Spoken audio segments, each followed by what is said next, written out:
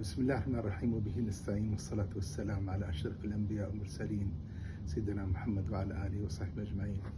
يسرني في هذا اليوم الجميل أن أتحدث عن سيدة فاضلة كريمة، وهي الأستاذ الدكتور حنان منيب، أستاذ الأدب الفرنسي بجامعة السوربون، وكيل أول وزارة الثقافة للقطاع العلاقات الخارجية لجمهورية مصر العربية، كاتبة لعدد من المؤلفات، منها مجموعة قصصية بعنوان وزير غفير، ومجموعة بعنوان قصصية المذيعة الفصيحة.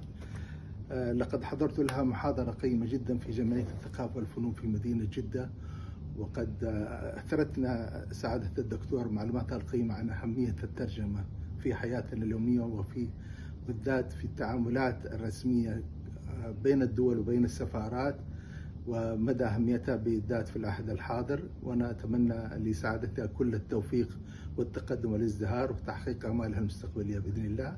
معكم السفير فهد أحمد المنصوري من السعودية. شكرا.